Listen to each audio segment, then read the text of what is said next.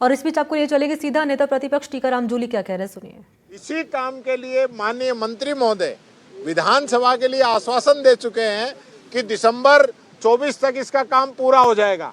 तो आप देख लीजिए इनकी विधानसभा के अंदर इनके भाषण और राज्यपाल का अभिभाषण, इसके अंदर ही अंतर है। बच्चियां जो स्कूलों के अंदर जाती थी, चाहे वो 5वीं तक हो चाहे 8वीं तक हो, उनकी संख्या घटी है। लगातार स्कूलों का बंद करने का काम इन लोगों ने किया है।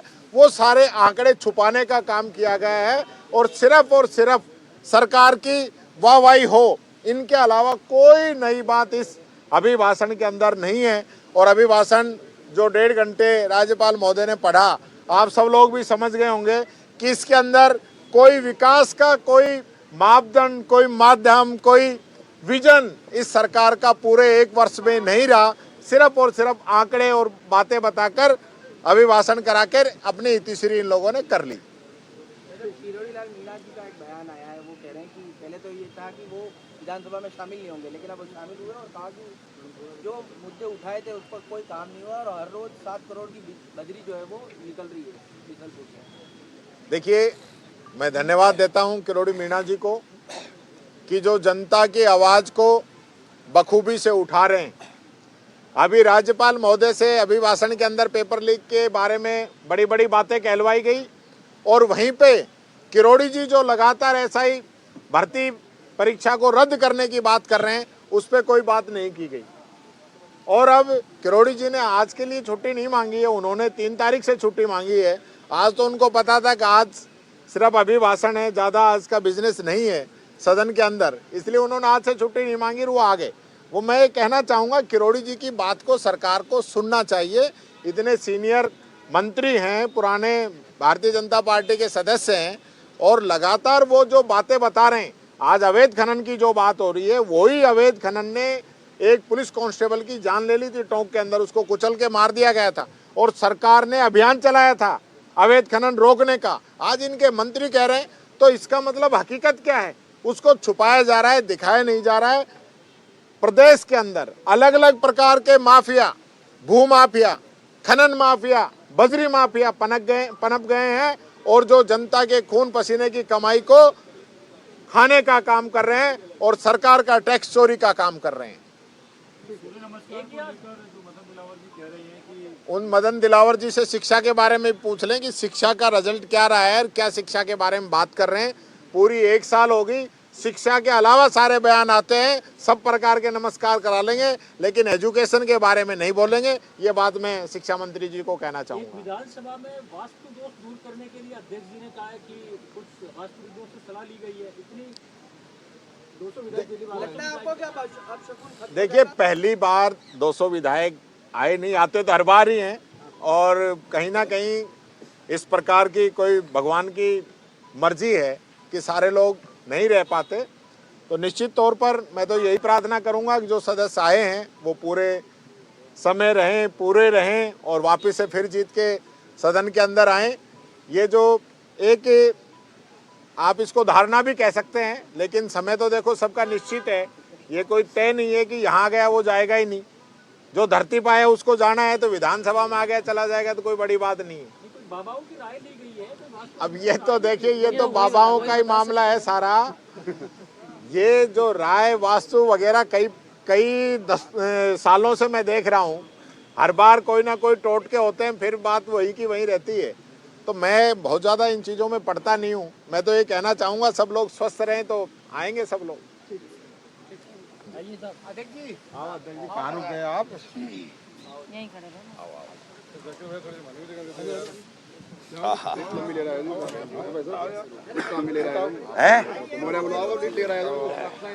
जो प्रमुख जो फोकस किया है सरकार ने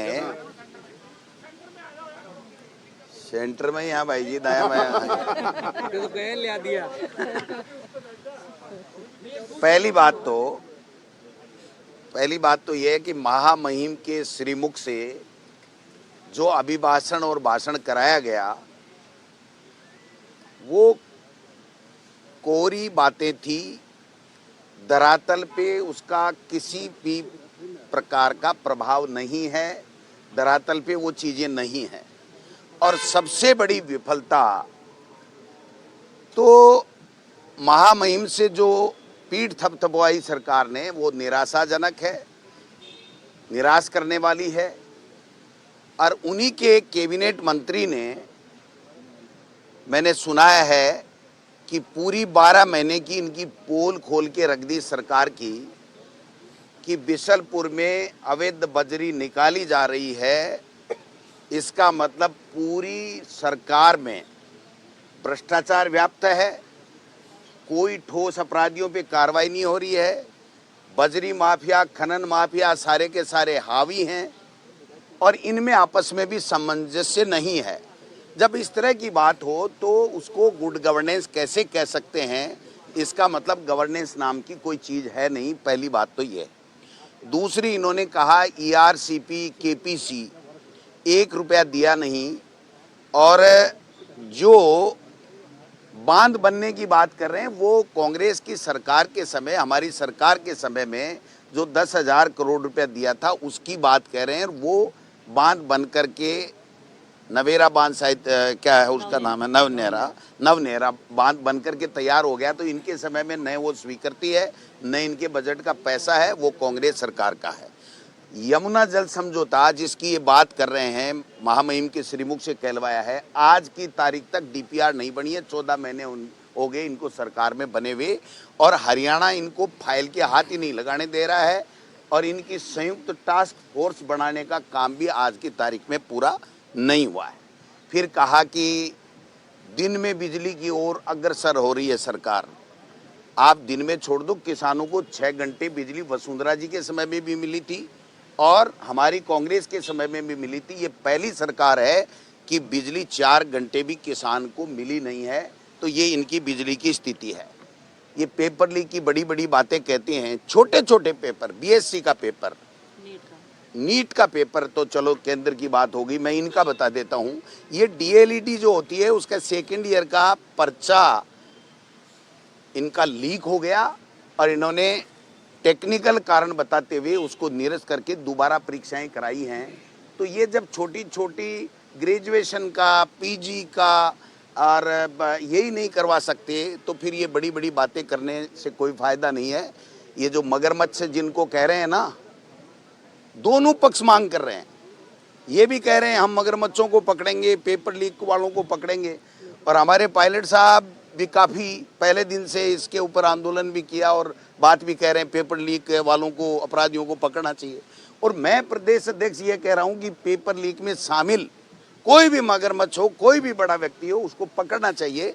लेकिन ये पकड़ना छोड़ो, RPSC को भंग करने की बात करने वाले RPSC में चेयरमैन नहीं बैठा सके, मेंबर नहीं बैठा सके, और जो 2 सदस्य जो जेल के अंदर हैं जिनको राष्ट्रपति ने निलंबित कर दिया, उनको बर्खास्त करा के और आदेश ला करके उनकी जगह नए मेंबर नहीं ला सके। भर्तियां कराई नहीं रहे, पेपर कराई नहीं रहे हो तो लीक हो गया तो सरकार ही लीक हो गई।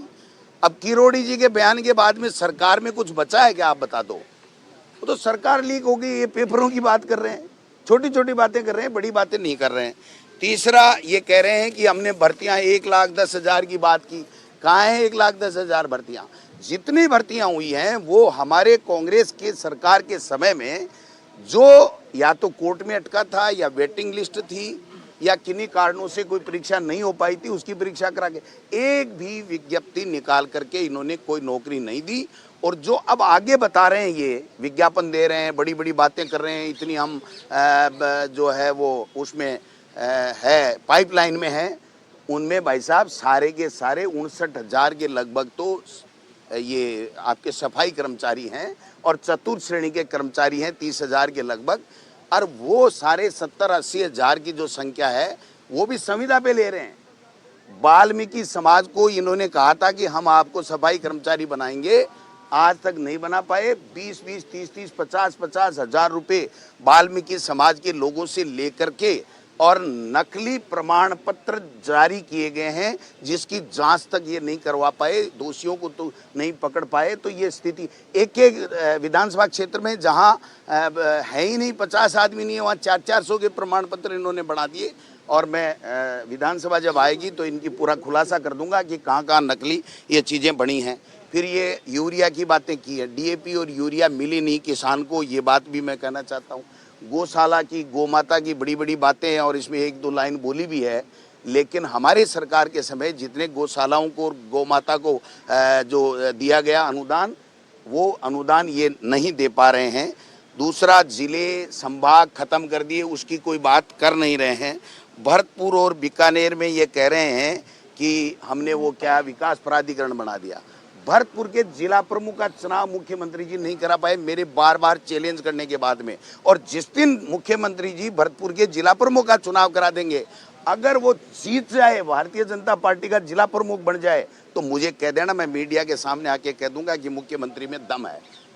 कोर्ट में ले जा करके जबरदस्ती रोक दिया, जबकि कोर्ट का कोई लेना देना ही नहीं है। एक व्यक्ति ने कहा कि चुनाव करवाओ, आप क्यों नहीं करवा रहे हो, तो 60 दिन में कहा 60 दिन में चुनाव कराओ, उस ऑर्डर को स्टे ले लिया। लेकिन सामान्य प्रक्रिया में जब अन्य जगह चुनाव हो रहे हैं, तो भरतपुर का जिला प्रमुख और उसके मेंबर का चुनाव क्यों नहीं हो रहा, मुख्यमंत्री जी और सरकार बताए तो सही। तो क्या वन स्टेट और वन इलेक्शन की बात करेंगे, और आज तो जिक्र ही नहीं किया कि हम वन स्टेट वन इलेक्शन की ओर बढ़ रहे हैं।